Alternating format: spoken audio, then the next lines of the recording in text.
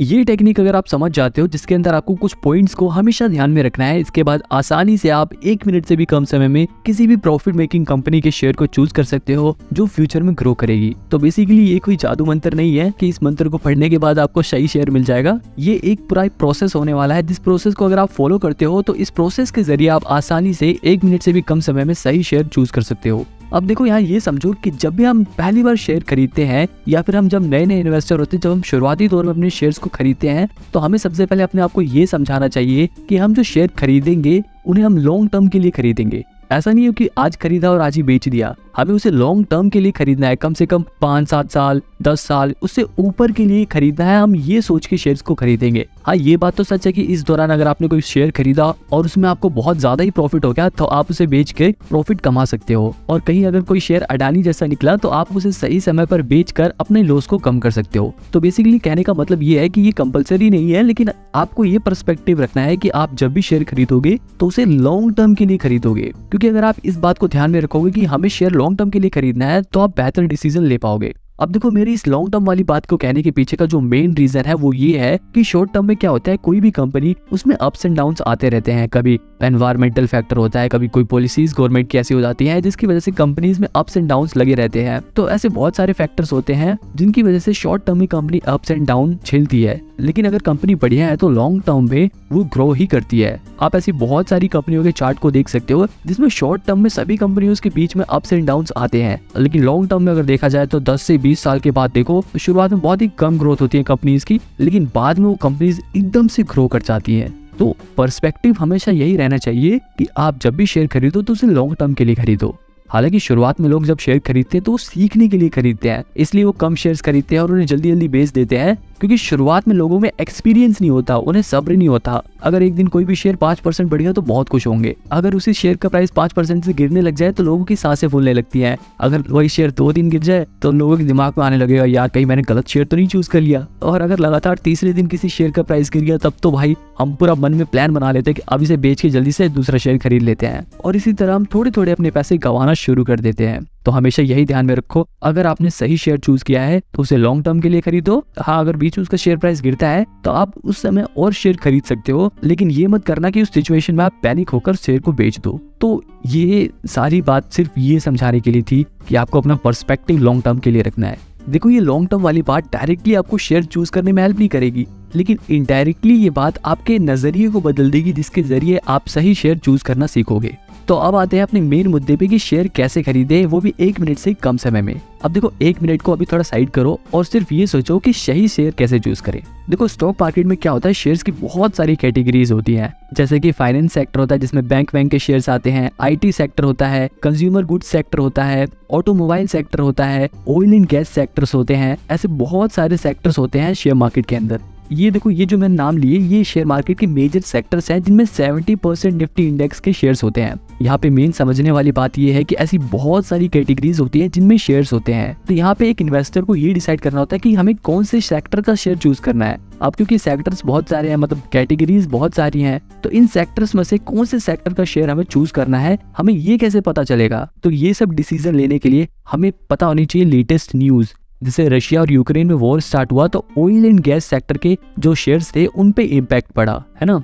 हमें हमेशा आने वाले सीजन्स को ध्यान में रखना पड़ता है। जैसे दिवाली के समय में आप देखते हो ना कि गोल्ड और ज्वेलरी की डिमांड बढ़ जाती है, तो इस समय अगर आप ऐसी कंपनियों में इन्वेस्ट करते हो जो गोल्ड या ज्वेलरी बेचती है तो उसमें आपको ज्यादा प्रॉफिट होगा, क्योंकि उन कंपनियों की सेल ज्यादा होगी, और सेल ज्यादा होगी तो रेवेन्यू भी ज्यादा होगी। इसी तरह आप गवर्नमेंट की पॉलिसीज पर नजर बनाए रख सकते हो। जैसे अगर गवर्नमेंट हाईवे और रोड बनाना चाहती है तो इस पॉलिसी से देखो कितने सारी कंपनियों पे इम्पैक्ट पड़ेगा। जैसे इस पॉलिसी से सीमेंट बनाने वाली कंपनियों के प्राइस पे इफेक्ट पड़ेगा, और आयरन और स्टील की कंपनी के शेयर्स के प्राइस पर भी इम्पैक्ट पड़ेगा, क्योंकि इन चीजों की डिमांड रोड और हाईवे बनाने के लिए पड़ती है। तो जब रोड और हाईवे बनेंगे तो इन चीजों की जरूरत पड़ेगी, जिसकी वजह से इन चीजों की सेल्स बढ़ेगी और फिर प्रॉफिट बढ़ेगा, और इसी के साथ साथ इनका शेयर प्राइस भी बढ़ेगा। तो आपको यहाँ पे यही समझना है कि गवर्नमेंट की पॉलिसी से भी कई कंपनियों के शेयर्स का प्राइस घटता बढ़ता है। अब जैसे कोविड में इंडियन गवर्नमेंट ने लागू किया था कि हमारे देश में मेड इन इंडियन वैक्सीन लगेंगी, तो गवर्नमेंट के इस डिसीजन से हमारी कंट्री के जितने भी फार्मा कंपनीज थे उन कंपनीज के शेयर्स के प्राइस काफी ज्यादा बढ़ गए। तो इसीलिए गवर्नमेंट के हर डिसीजन को आपको ध्यान में रखना पड़ेगा। इसीलिए आपको न्यूज देखना बहुत ज्यादा जरूरी है। आप जितना अवेयर रहोगे उतना आपके लिए बेटर है। आप अवेयर रहने के लिए चाहे टीवी देखो, चाहे यूट्यूब देखो, कुछ भी देखो, लेकिन अवेयर रहो।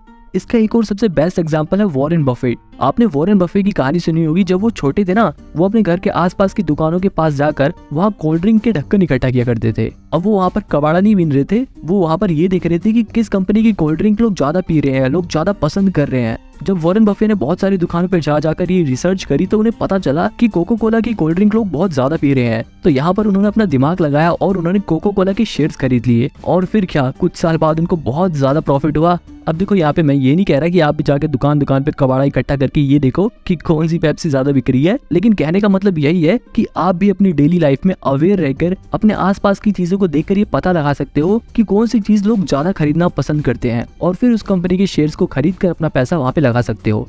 अब जैसे अगर आप कॉलेज में पढ़ते हो तो आप ये देख सकते हो कि किस ब्रांड के शूज बच्चे ज्यादा पहन के आते हैं या किस ब्रांड का मोबाइल बच्चे ज्यादा यूज करते हैं। अगर आप ऑफिस में काम करते हो तो आप ये देख सकते हो कि आपके साथ काम करने वाले जो लोग हैं वो किस कंपनी की बाइक या कार यूज करते हैं। यहाँ तक कि आप रोड पे चलते हुए जो गाड़ियां हैं उनमें लगे टायर्स की कंपनियां देख के नोटिस कर सकते हो कि किस कंपनी के टायर सबसे ज्यादा बिकते हैं। ऐसी छोटी छोटी चीजें नोटिस करके भी आप सही शेयर चूज कर सकते हो। अगर आप ऐसी छोटी छोटी चीजें भी नोटिस करने लगे ना तो ये आपको बढ़िया डिसीजन लेने में बहुत हेल्प करेंगे। ऐसी एक रिसर्च हम कमेंट में भी कर सकते हैं। आप मेरे को कमेंट में बताओ कि आप लोगों के पास किस कंपनी की बाइक है, देखते हैं कि किस कंपनी की बाइक सबसे ज्यादा बिकती है। अब देखो ये जितनी भी चीजें मैंने आपको बताई हैं ये भले से ही छोटी छोटी चीजें हैं, लेकिन ये बहुत ही ज्यादा इंपॉर्टेंट चीजें हैं जो आपको डिसीजन लेने में या यूं कहें कि एकदम सही डिसीजन लेने में हेल्प करेंगे। ये मेथड 100% वर्क करता है, इस बात का प्रूफ है यूएसए में हुआ ये सर्वे। एक बार अमेरिका में एक रिसर्च करी गई जिसमें एक तरफ 10 साल के छोटे छोटे बच्चों को जो 5वीं क्लास में पढ़ते थे उन्हें शेयर्स चूज करने को कहा गया और दूसरी तरफ चार्टर्ड अकाउंटेंट जैसे पढ़े लिखे लोगों को जो फाइनेंस में एकदम एक्सपर्ट हैं उन्हें शेयर चूज करने को कहा गया। बच्चों ने भी और चार्टर्ड अकाउंटेंट्स ने भी अपने अपने हिसाब से शेयर चूज करे। 5 साल बीते और 5 साल के बाद जब उन शेयर्स की वैल्यू चेक करी गई तो बच्चों ने जो शेयर्स चूज करे थे उन शेयर्स की वैल्यू कई गुना ज्यादा बढ़ गई थी, जबकि चार्टर्ड अकाउंटेंट्स ने जो शेयर चूज करे थे उन्होंने कम रिटर्न दिया। अब ऐसा कैसे हुआ? आखिर बच्चों ने चार्टर्ड अकाउंटेंट जैसे पढ़े लिखे लोगों से भी बढ़िया शेयर्स कैसे चूज करे? इस सर्वे के कंक्लूजन से उन्हें ये पता चला कि बच्चों ने जो शेयर्स चूज करे थे उन कंपनियों से बच्चे फेमिलियर थे, बच्चे उन कंपनियों को जानते थे। जैसे बच्चे चॉकलेट खाते थे तो उन्होंने डेयरी मिल्क की कंपनी को चूज किया, उन्होंने डिज्नी के शेयर्स चूज करे, उन्होंने बारबी के शेयर्स चूज करे। तो बच्चों ने जो कंपनीज चूज करी थी वो उन्हें जानते थे, जबकि चार्टर्ड अकाउंटेंट्स ने बड़ी बड़ी फाइनेंशियल रिपोर्ट्स देखी, फंडामेंटल एनालिसिस किया, ये किया वो किया, लेकिन तब भी उन्होंने जो शेयर्स चूज करे उनके चूज किए गए शेयर्स ने कम रिटर्न दिया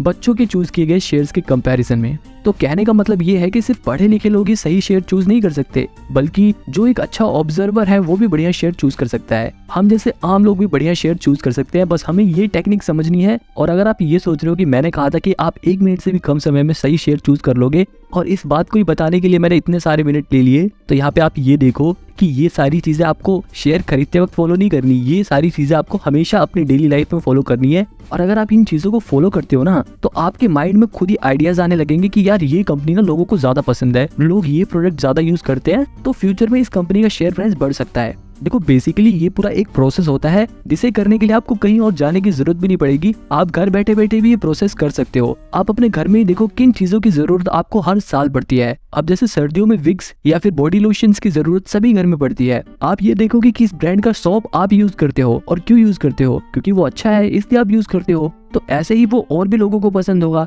तो आप उस कंपनी के शेयर में पैसा लगा सकते हो। लेकिन अब आपको ये कैसे पता चलेगा कि विक्स कौन सी कंपनी बनाती है और वो कंपनी शेयर मार्केट में किस नाम से लिस्ट है, और उस कंपनी को हम ढूंढे कैसे, उसमें इन्वेस्ट कैसे करें, उस कंपनी की हिस्ट्री क्या है, उसका फ्यूचर प्रोस्पेक्टस क्या है, और बाकी सभी चीजों पर डिटेल में सेपरेट वीडियो बनाऊंगा। और सिर्फ विक्स ही नहीं और बाकी सभी फेमस कंपनियां हैं उन सभी के कामों को एक्सप्लेन करूंगा ताकि आपको शेयर चूज करने में हेल्प मिले। तो उसके लिए आप चैनल को सब्सक्राइब कर सकते हो। अभी जो मैंने आपको पूरा प्रोसेस बताया है उससे आपको ये आइडिया लग जाएगा कि आपको कौन कौन से शेयर चूज करने हैं। आपके माइंड में 2-3 शेयर्स के आइडियाज आएंगे, लेकिन उन 2-3 शेयर्स में से किस शेयर में पैसा लगाना आपके लिए ज्यादा फायदेमंद होगा ये कैसे पता चलेगा? ये पता चलता है फंडामेंटल एनालिसिस से, जिसमें हम पी रेशो को देखते हैं, इंट्रिंसिक वैल्यू को देखते हैं, डेट रेशो को देखते हैं। जैसे पी रेशो में हम क्या देखते हैं? पी रेशो में हम ये देखते हैं कि किस कंपनी के शेयर में हम कम पैसे लगाकर भी ज्यादा मुनाफा कमा सकते हैं। इंट्रिंसिक वैल्यू में हम ये देखते हैं कि कौन सी कंपनी हमें सही दाम पर मिल रही है। मतलब इंट्रिंसिक वैल्यू से हमें ये पता चलता है कि किसी भी कंपनी के शेयर का सही रेट क्या है, सही मूल्य क्या है। वैसे उसका प्राइस तो अलग होता है, मतलब प्राइस तो अलग चीज है, लेकिन असली में उस कंपनी के शेयर की एक्चुअल वैल्यू क्या है, उसकी असल कीमत क्या होनी चाहिए, क्या वो अपनी असल कीमत से ज्यादा है या कम है, ये हमें इंट्रिंसिक वैल्यू से पता चलता है। डेट टू इक्विटी रेशियो से हमें ये पता चलता है कि कंपनी ने इक्विटी के बदले कितना कर्जा ले रखा है। ये कर्जा कंपनी के पास जितना कम होगा उतना ही कंपनी के लिए बेहतर है। अब इन सभी फंडामेंटल्स के अलावा बाकी सभी फंडामेंटल्स को मैंने काफी डिटेल में एक्सप्लेन कर रखा है, जिसके लिए आप ये वाली वीडियो देख सकते हो।